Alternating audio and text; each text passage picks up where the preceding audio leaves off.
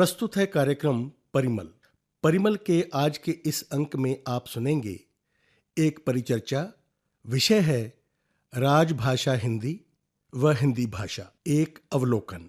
इस परिचर्चा में भाग ले रहे हैं डॉक्टर सोमनाथ शर्मा, डॉक्टर अजय शर्मा व डॉक्टर तरसेम गुजराल। आज परिमल कार्यक्रम में हम लोग राजभाषा हिंदी व हिंदी भाषा एक अवलोकन पर चर्चा करने के लिए एकत्रित हुए हैं। मेरे साथ जो मेहमान आए हैं स्टूडियो में, उनसे मैं आपका परिचय करवा दूं। डॉक्टर तरसेम गुजराल शिरोमणि साहित्यकार हैं, हिंदी के जाने माने कथाकार हैं। डॉक्टर सोमनाथ शर्मा जो प्रोफेसर हैं, तो वो हमारे श्रोताओं को हिंदी के बारे में, हमारी राजभाषा के बारे में हमारे श्रोताओं को बताएंगे। तो सबसे पहले तरसेम जी, मैं आपसे पूछना चाहता हूँ, हिंदी की हम जब बात करते हैं तो सबसे पहले मन में विचार आता है। जब भी हमारे मन में कोई विचार आता है, जब विचार आता है तो हमें उसके लिए एक टूल की ज़रूरत पड़ती है, और वो टूल हमारे पास भाषा है। और भाषा के रूप में हम लोग उसको, अपने विचारों को अभिव्यक्त करते हैं। और भाषा भी, टूल भी ऐसा होना चाहिए ताकि हमारा जो विचार है वो दूर तक जा सके, मतलब एक प्रांत से दूसरे प्रांत तक सफ़र करता हुआ पूरे हिंदुस्तान में फैल सके। तो इसके लिए आप क्या हमारे श्रोताओं को कहना चाहेंगे कि किस तरह से ये टूल हमारी ज़िंदगी में सहायक हो सकता है? अजय शर्मा जी, हिंदी को राजभाषा माना गया जी, लेकिन इसको लागू करवाने के वाले लोग जो थे, अधिकारी लोग, उनके मन में बहुत स्पष्टता नहीं थी जी। वो आत्मिक तौर पर इससे जुड़े नहीं रह सके और इसकी सीमाएं उनसे लांघी नहीं जा सकी। ये दुखद प्रसंग है जी। लेकिन हिंदी की ताकत, समृद्धि और शोभा लोगों से है। सामान्य करोड़ों करोड़ों लोग, हिंदी की भाषा उनके कंठ से निकलती है और हिंदी जीवन के साथ जुड़ी हुई है। ठीक है जी। हिंदी उनकी आत्मा की आवाज़ है, ठीक उनके है। भीतर के पवित्र अधिकारों को प्रतिध्वनित करने वाली भाषा है। ठीक है जी। भारत में आप हिंदी के भरोसे कहीं भी आ जा सकते हो। जी जब फ्रैंकफर्ट हवाई अड्डे पर जब ये बोर्ड सामने आता है जी कि यहाँ आप हिंदी में बात कर सकते हैं, तो गर्व महसूस होता है। जी। औपचारिक रूप से राजभाषा सदियों से संपर्क भाषा थी। जन स्वीकृति, जन हर्ष के बाद इसे भाषिक रूप दिया गया। आंतरिक शक्ति ने इसे उच्चतम स्थान प्राप्त किया। जी। बड़ी खूबी यह है कि देश के संपूर्ण सांस्कृतिक उत्तराधिकार को वहन करने वाली भाषा हिंदी भाषा है। जी। संपूर्ण सांस्कृतिक उत्तराधिकार को। जी। इसकी संभावना अनंत है। संभावना को यथार्थ के रूप में देना कठिन है, लेकिन यथार्थ के रूप में दिया गया। देश के अनेक महान साहित्यकारों ने, प्रेमचंद, प्रसाद, वृंदावन वर्मा, अश्क जी, चंद्रधर शर्मा गुलेरी, जी, महावीर प्रसाद द्विवेदी, बिल्कुल, ऐसे जो महादेव वर्मा, मोहन राकेश, निर्मल वर्मा, महादेव वर्मा, मोहन राकेश जी, इस तरह के अनंत साहित्यकार जिन्होंने अपनी कलम खून में डुबोकर हिंदी साहित्य की रचना की, उन्होंने हिंदी को कंठ कंठ तक पहुंचा दिया और लोगों की भाषा बना दिया। जी, ये हिंदी अब रुक नहीं पाई। ये करोड़ों लोगों की मन की भाषा है और इसका प्रसार और प्रचार असंदिग्ध है, कोई इसे रोक नहीं सकता। तरसेम जी ने बड़ी अच्छी बात की, हिंदी का सफ़र निरंतर जारी है। तो प्रोफेसर सोमनाथ, इन्होंने कंठ की बात की, कंठ कंठ तक उन्होंने भाषा को पहुंचाया। तो इन्होंने बात की कि जो भाषा, जो केवल एक मतलब भाषा नहीं होती, वो विचारों की अभिव्यक्ति होती है, हमारे सांस्कृतिक मूल्यों की धरोहर होती है, जो एक व्यक्ति से दूसरे व्यक्ति तक जाती है। तो आप इसी बात को आगे किस तरह से देखते हैं कि हिंदी हमारे जो आम जन में कैसे हम लोग उसका उपयोग करते हैं? भाषा, संस्कृति, साहित्य, सभ्यता, दर्शन, कला, सभी को जानने के एक माध्यम है जी। और ये माध्यम निरंतर चलता रहता है जी। आप अगर संस्कृत की बात करें तो सबसे पहले जो आम बोलचाल की भाषा थी जी, वो संस्कृत थी जी। उस पहली को वैदिक संस्कृत कहा गया, ठीक है जी। दूसरी को लौकिक संस्कृत कहा गया, ठीक है। उसके बाद पाली आई, फिर प्राकृत आई, फिर अपभ्रंश आई और अपभ्रंश से हिंदी का विकास हुआ। ठीक। हिंदी की बहुत बड़ी एक लंबी विकास यात्रा है। बिल्कुल। और अपभ्रंश में जो चंदवरदाई ने पृथ्वीराज रासो लिखा, बिल्कुल, वो हिंदी का पहला ग्रंथ माना जाता है। उसके बाद जैसे शेरशाह सूरी जी जिस समय उसने हुमायूं को हराया, बिल्कुल, और हराने के बाद उसने जितने भी सिक्के थे जी वो हिंदी और फारसी में लिखवाए। ठीक है जी, और हिंदी उस समय भी राजकाज की भाषा थी। ठीक, बिल्कुल, इब्राहिम आदल वो हिंदी के हालांकि कवि नहीं थे, ठीक है जी, उनकी भी राजभाषा हिंदी थी। ठीक है जी, अकबर, शाहजहां, जी, चाहे वो उनकी राजभाषा अपनी भाषा हिंदी नहीं थी, लेकिन फिर भी वो हिंदी में बात करते थे, हिंदी में ही अपने जितने भी संदेश थे वो प्रजा तक पहुंचाते थे। उसके बाद औरंगजेब की भी जो राजकाज की भाषा थी वो हिंदी थी। और फिर आए अंग्रेज। ठीक है जी, अंग्रेजों ने अपने जितने भी संदेश थे, जितने भी उनके ऑर्डर थे जी, वो सारे के सारे वो हिंदी भाषा के माध्यम से वो आम जन तक पहुंचाते थे। और बात जिस समय भारत वहाँ गुलामी की जंजीरों में जकड़ी हुई स्वतंत्रता की श्वास के लिए तड़प रही थी, भारतीय वीर सपूतों पर मनमाने ढंग से अत्याचार किए जा रहे थे। और 15 अगस्त 1947 का दिन भारत माँ की आज़ादी की पहली किरण से उदय हुआ जी, और संविधान को बनाने की जो चर्चा थी जी, वो 11 दिसंबर 1946 से शुरू हो गई थी। ठीक है, और संविधान सभा बन गई थी, लोगों को पता चल गया था कि ये देश आज़ाद होने वाला है। 15 अगस्त 1947 को देश आज़ाद हुआ जी, और ये 2 साल 11 महीने और लगभग 18 दिन जी, ये दिनों में संविधान जो था वो बन करके तैयार हुआ। हो गया। 14 सितंबर 1949 का दिन हिंदी के लिए बहुत ही महत्वपूर्ण दिन है, ठीक, बिल्कुल, क्योंकि इस दिन हिंदी को राजभाषा का दर्जा दिया मिला। गया, बिल्कुल, और क्योंकि उसका श्रेय भी हमारे पंजाबियों को ही जाता है। बिल्कुल, कहते हैं कि आधे पक्ष एक में थे, आधे दूसरी भाषा के पक्ष में थे। एक पंजाबी जो उस समय अनुपस्थित थे और जब वो आए उनकी वोट जो थी वो हिंदी भाषा के पक्ष में पड़ी, तो पंजाब की बहुत बड़ी एक मुसाफिर, गुरमुख सिंह मुसाफिर जिसको मैं कहना चाहता हूँ, गुरमुख सिंह मुसाफिर जी जब उन्होंने इनके पक्ष में अपना मतदान किया तो हिंदी जो थी वो राजभाषा बनी। और संविधान के 343 अनुच्छेद में पहले पॉइंट में ये कहा गया कि आज से संघ की राजभाषा देवनागरी लिपि में हिंदी होगी। ठीक है जी, संघ की राजभाषा देवनागरी लिपि में हिंदी होगी। ठीक है। और फिर 351 जो अनुच्छेद है उसमें ये बात कही गई कि ये संघ का दायित्व होगा कि वो मूलतः संस्कृत से और गौणता अन्य भाषाओं से शब्दों को ग्रहण करके आत्मसात करते हुए जिसे सामाजिक संस्कृति जो है वो आगे उसमें विकास हो, यानी कंपोजिट कल्चर जिसे कहते हैं हम, उसको आगे बढ़ाए और इसकी वृद्धि करे, समृद्धि करे। और फिर 14 सितंबर 1953 में जो हिंदी दिवस था वो पहले दिन हिंदी दिवस के नाते मनाया गया। बड़ी दुर्भाग्य की बात है कि इस देश का एक संविधान है, एक विधान है, एक ध्वज है, एक राष्ट्रीय चिन्ह है, तो इस देश की राष्ट्रभाषा हिंदी क्यों नहीं है?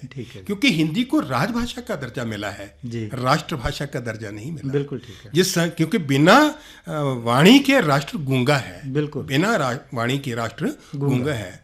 अब रशिया में जाओ तो वहाँ उसमें लगभग 66 के करीब वहाँ की भाषाएं हैं, लेकिन उनकी एक भाषा जो है संपर्क भाषा जिसे कहते हैं, राष्ट्रभाषा जिसे कहते हैं, वो रूसी है।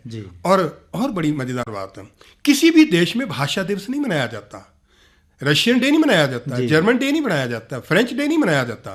सिर्फ भारत ही एक ऐसा देश है जब यहाँ 14 सितंबर वाले दिन हिंदी दिवस के नाम पे हम मनाते हैं। ये अगर ये सारी राष्ट्र चिन्ह हो सकता है, राष्ट्रगान हो सकता है, तो राष्ट्रभाषा क्यों नहीं हो सकती? हमारी जिसे संघर्ष जिसे कह सकते हैं, हमारा तब तक रहेगा जब तक ये राष्ट्र की भाषा नहीं बन जाती। तो इस राष्ट्रभाषा को बनाने के लिए, राष्ट्र को या इस भाषा के माध्यम से अपनी बात को कहने के लिए हम तब तक ये प्रयास करते रहेंगे जब तक ये राष्ट्र की वाणी नहीं बन जाती। बिल्कुल, आपने बहुत अच्छी बातें की। आपने एक परंपरा की बात की, पीछे से जो परंपरा चली आ रही है वो अंग्रेजों के टाइम में भी थी। आपने ठीक कहा कि जब विभाजन के समय, जब विभाजित देश हुआ, तो जब वो लड़ाई लड़ी गई तो महात्मा गांधी ने, हालांकि वो गुजराती थे, लेकिन उन्होंने अपनी जो वाणी दी लोगों को वो हिंदी में लड़ने की दी, क्योंकि उनको पता कि हिंदी के नाम पर देश एक हो सकता है, क्योंकि सबको सारी भाषाएं नहीं आती हैं। हिंदी तब से भी संपर्क भाषा का काम कर रही थी, आज भी कर रही है। तो आपने बड़ी अच्छी बात है कि मैं तरसेम जी से पूछना चाहूँगा। तरसेम जी, हमारे साहित्य में हिंदी का क्या योगदान है, जो हिंदी को बढ़ने का, हिंदी को आगे ले जाने का क्या साहित्यकारों का योगदान है इस तरह जिन्होंने हिंदी के बारे में बात की हो? आपका बड़ा वाजिब प्रश्न है, परंतु उससे पहले मैं एक बात और स्पष्ट करना चाहता हूँ। हम 15 अगस्त, जैसा कि सोमनाथ जी ने बताया, 15 अगस्त 47 को हमारा देश स्वतंत्र हो गया जी। ये जो गुलामी की जड़ें हैं ना, ये मानसिक रूप से बड़ी दूर तक जाती हैं जी, बहुत अच्छी बात है। अंग्रेजी का वर्चस्व लगातार बना रहा जी, और पिछले अनेक दशकों तक बना रहा। बिल्कुल।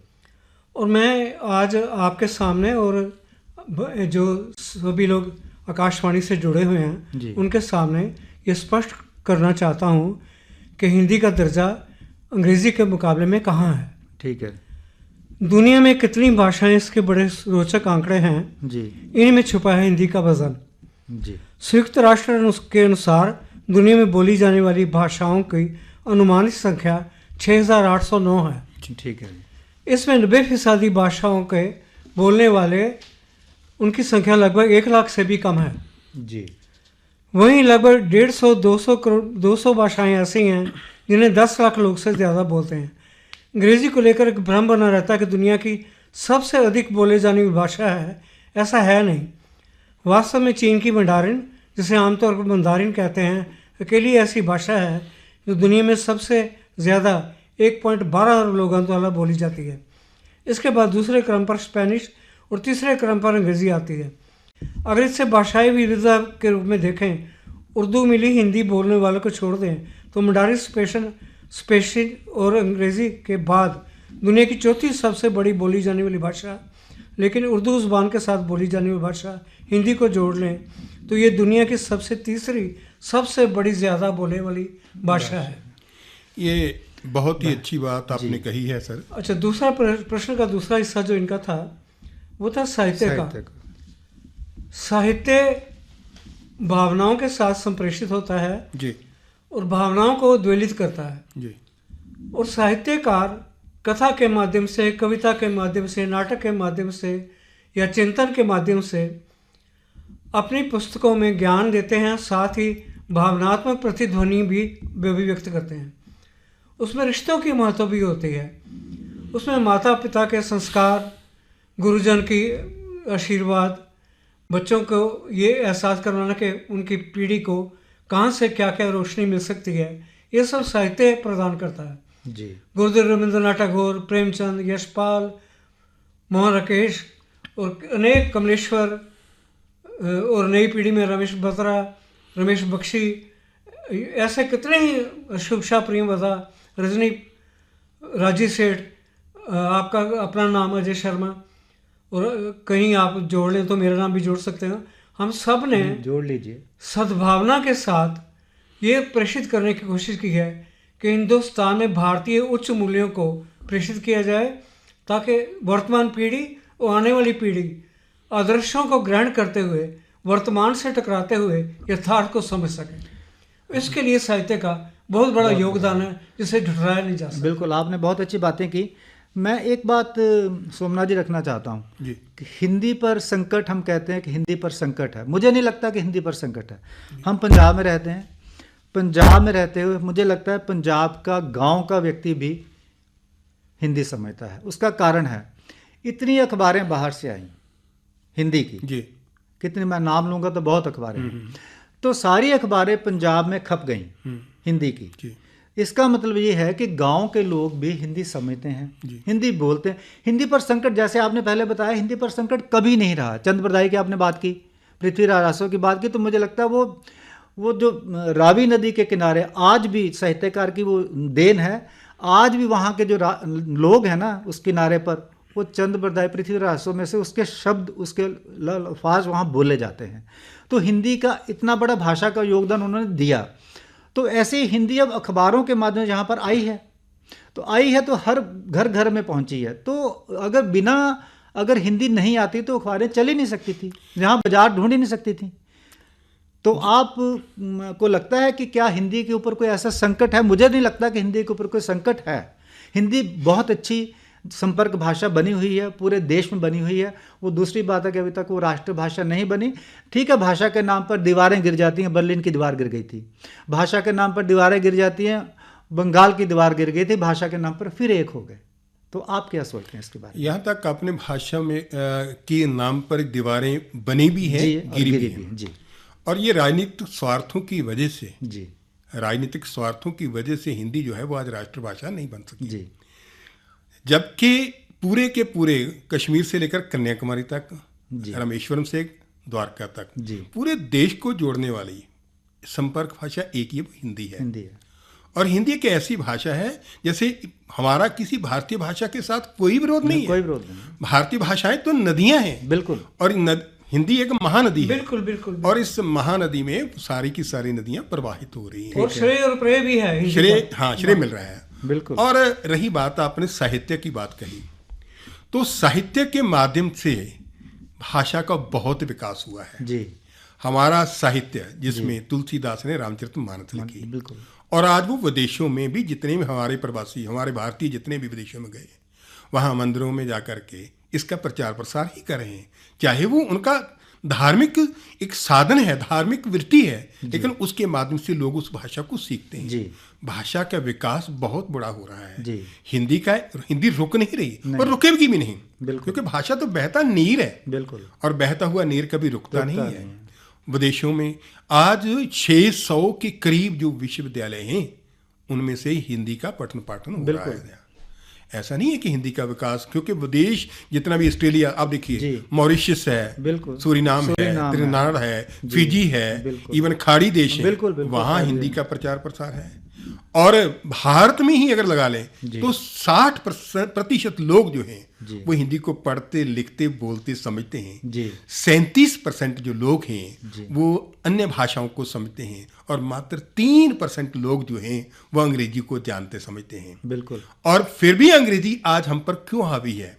क्योंकि भाषा रोजगार से जुड़ी होती है, बिल्कुल, भाषा सत्ता से जुड़ी होती है, भाषा शासन से जुड़ी होती है। तो जितने भी प्रशासनिक कार्य हैं, अगर उनमें हिंदी का वर्चस्व हो तो ये जो सहभाषा बनी थी, क्योंकि 1965 तक जो भाषा थी वो अंग्रेजी को सहभाषा के साथ जोड़ा गया था, लेकिन आज वो जो है, क्योंकि अंग्रेजों की नीति थी, अंग्रेजों की ये नीति, क्योंकि अंग्रेजों को अंग्रेजी ही आती थी, और जितने भी ऑफिसर बने थे, प्रशासनिक अधिकारी बने थे, वो अंग्रेजों के ही पालतू थे, बिल्कुल, और वो ही आगे आ जा करके देश को चलाने लगे, बिल्कुल, और जिसकी वजह से उनका प्रभाव अंग्रेजी का रहा। इसलिए कार्यालयों में आज अंग्रेजी बोली जाती है। इसीलिए बड़े बड़े जो अधिकारी वर्ग हैं या राजनीतिक नेता, क्योंकि उस समय जो राजनीतिक नेता थे, जो तत्कालीन प्रधानमंत्री थे उस समय के, वो अंग्रेजी को पढ़े लिखे, अंग्रेजी सीख करके आए थे और विदेशों से पढ़ करके आए थे। उनकी अपनी भाषा अंग्रेजी थी और अंग्रेजी पर उनका अधिकार था, तो इसीलिए उन्होंने सहभाषा का कह दिया।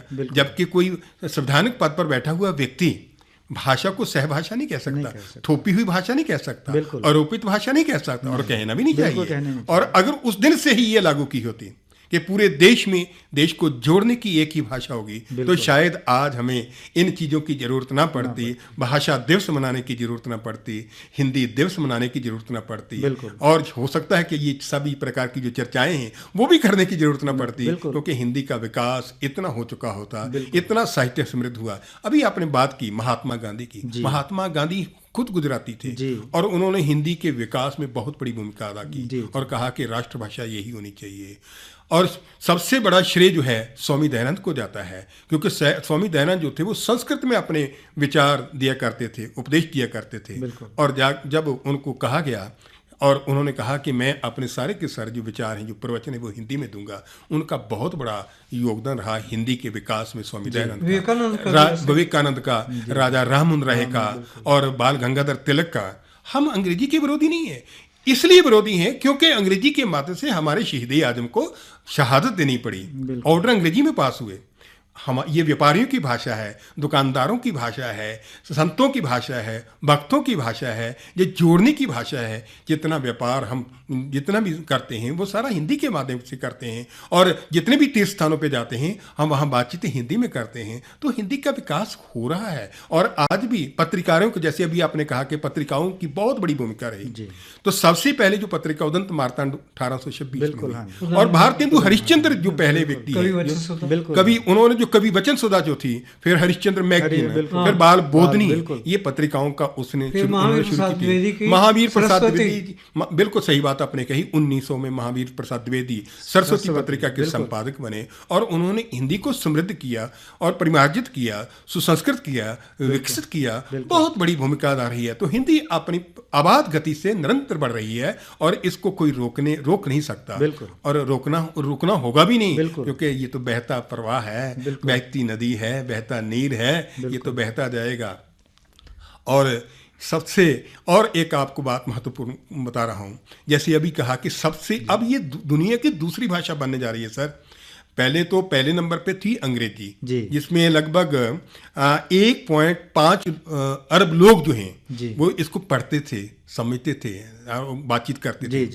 और उसके बाद जो मंदारन थी, जिसको 1.2 अरब लोग जो थे वो पढ़ते थे, सुनते थे, जो चीनी भाषा है। और आज लगभग 60 मिलियन मूल मतलब लोग हैं, वो हिंदी को पढ़ते समझते हैं। तो पहले अब ये दूसरे नंबर पर आ रही है, क्योंकि ये जो गणना है ये बहुत ही प्राचीन गणना है। आजकल की जो आज सेकंड नंबर पे हिंदी जो है अपना विकास, अभी देखिए हाल ही दिनों में ऑस्ट्रेलिया में उन्होंने हिंदी भाषा को अहमियत दी, और अगर फिजी की राष्ट्रभाषा हो सकती है, त्रिनाद की हो सकती है, और खाड़ी देशों में बोली जा सकती है, तो हमें बोलने को में संकोच क्यों? हमें मानसिकता को बदलना पड़ेगा कि अगर हम अंग्रेजी बोलते तो शायद लोगों को लगता है कि हम बहुत बड़े विद्वान हैं, और हिंदी में बात करते तो लगता है कि हम निम्न श्रेणी में। तो ऐसी मानसिकता जो बनी हुई है, इसको बदलना होगा, तभी हिंदी का विकास होगा, तभी इसका प्रचार प्रसार होगा। इस मानसिकता को बदलने के लिए आप जैसे साहित्यकार जो है वो बहुत बड़ी भूमिका अदा कर रहे हैं। तरसेम गुजराल जी कर रहे हैं, आप लेखक हैं, आपने बहुत सारे उपन्यासों की रचना की है, उसके माध्यम से लोग पढ़ रहे हैं। तो हिंदी का विकास भी इन कथाओं से, इन उपन्यासों से, पढ़ने से ही हुआ है। प्रेमचंद की बहुत बड़ी भूमिका रही है। प्रेमचंद जी ने उपन्यास लिखे, है ना, तो वो उपन्यास कहाँ तक लोग आज भी जो है उस समय का साहित्य, उस समय का कल्चर, उस समय की संस्कृति, उस समय का जो कुछ भी है वो सारे का सारा उसमें दर्ज है। उस समय की समस्याएं क्या थी, उस समय की समाज में क्या गोदान में वो सारा जो उस समय का परिदृश्य हमें आज देखने को मिलता है। साहित्यकार अपने आगे का सच लिखता है, क्योंकि बड़ी बात है को देखना होगा तो वही देखना होगा। धनिया होरी को हमारा मित्र बना दिया। बिल्कुल सही बात, बिल्कुल, और बड़ी बात है, बहुत बड़ी बात है। करैक्टर अमर हो गए। और देखो जितनी भी वहाँ मुंशी प्रेमचंद ने जो सामाजिक बुराइयां थी, उसका डटकर विरोध किया, लिखा। सेवा सदन में तो उन्होंने सेवा सदन लिखा, उन्होंने निर्मला उपन्यास देखो, बेजोड़ विवाह की उन्होंने, जो आजकल मतलब एक कम्युनल हार्मनी की बातें है ना जैसे की जाती है, उन्होंने ईदगाह कहानी कितनी साल पहले लिखी, पूस की रात, ईदगाह, अच्छा, भीष्म सानी की जो आज समस्याएं आ रही हैं, भीष्म सानी की कहानी फुलकारी उन्होंने उस समय पकड़ ली, कितने साल पहले, जो आज प्रासंगिक है। बहुत अच्छी बात है, आज प्रासंगिक है। वो आज के दौर के लिखी हुई कहानी उस समय लिखी, लेकिन आज वो प्रासंगिक है। जैसे कहते हैं ना, गीता के जितने भी वो अध्याय हैं लिखे उस समय गए हैं, लेकिन प्रासंगिक आज के युग में है वो। चलिए, खैर, आपने बहुत अच्छी बातें की। तो आपने कहा कि जो ये नीर है, मतलब जो हाँ, बिल्कुल बहता नीर है हिंदी। मुझे भी लगता है कि जो असल में हमारा जो देश है ना, अनेकता में एकता वाला देश है। तो हमारे देश के विभिन्न बहुत सारे कल्चर हैं, बहुत सारे जो हमारे प्रांत हैं, तो हर प्रांत की एक अपनी माँ बोली है। तो माँ बोली भी कहीं ना कहीं जाकर हमारे उसी से जाकर मिलती है। अगर हम आप कहें कि सारी नदियाँ हैं जाकर समंदर मिलती है, मुझे लगता है कहीं ना कहीं माँ बोली भी एक राष्ट्रभाषा की तरह ही होती है। हम एक लिंक भाषा, संपर्क भाषा की जरूरत है। वो संपर्क भाषा हिंदी होनी चाहिए, क्योंकि वो सारे देश को जोड़ेगी, जोड़ने का काम वही करेगी। और दूसरी बात ये कि आपने श्रवण परंपरा की बात की, श्रुति परंपरा होती थी, संस्कृत से चली आ रही है। और देखिए, हमारा जो हिंदी की वर्णमाला है ना, वो बड़ी व्यवस्थित है। वो जैसे शुरू होता है आ से शुरू होता है, अ, उसके बाद क ख से लेकर ग तक जाता है। जब अ है ना, अ का मतलब अज्ञान है, क मतलब कंठ है, कंठ के थ्रू जाना है। आगे जाकर आता है ज्ञा का मतलब ज्ञान है, मतलब अज्ञान से ज्ञान तक की यात्रा है। तमसो मा ज्योतिर्गमय, हम कह सकते हैं ये यात्रा जो है हिंदी के माध्यम से बहुत अच्छी तरह से होती है। आप इसके बारे में तरसेम जी क्या सोचते हैं? हिंदी ज्ञान की भाषा है ही। हमारी अनेक पोथियों के अनुवाद हुए हैं, पाली से, अपभ्रंश से, उन सब से अनुवाद भी हुए हैं। ज्ञान की भाषा बनाने में आलोचकों का बड़ा योगदान है।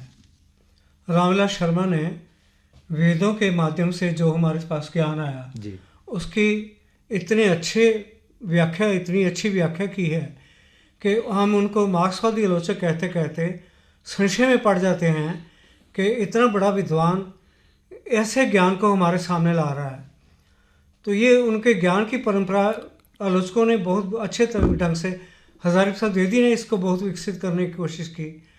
उन्होंने कबीर को भी, कबीर की कविता के अर्थ बताने की कोशिश की कि वो कितने गहरे जन सामान्य से जुड़े हुए थे। और ये जो भूमंडली का करण का शोर है, ये पिछले 2-3 दशकों से छाया हुआ है।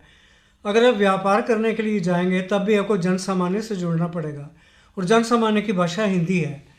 वहीं से आप सीख कर जाएंगे क्या जरूरत है, क्या दिया जा सकता है। आपने बहुत अच्छी बात कही कि जन सामान्य की भाषा हिंदी है। तो सोमनाथ जी, आप आखिरी एक सेकंड का आप क्या कहना चाहते हैं? पहली बात तो यह है कि हिंदी वैज्ञानिक भाषा है जी। इसमें जो बोला जाता है वही लिखा जाता है, वही पढ़ा जाता है। जैसे कंठ से आपने कहा, कंठ से लेकर के मुख तक जब ये वर्णमाला है।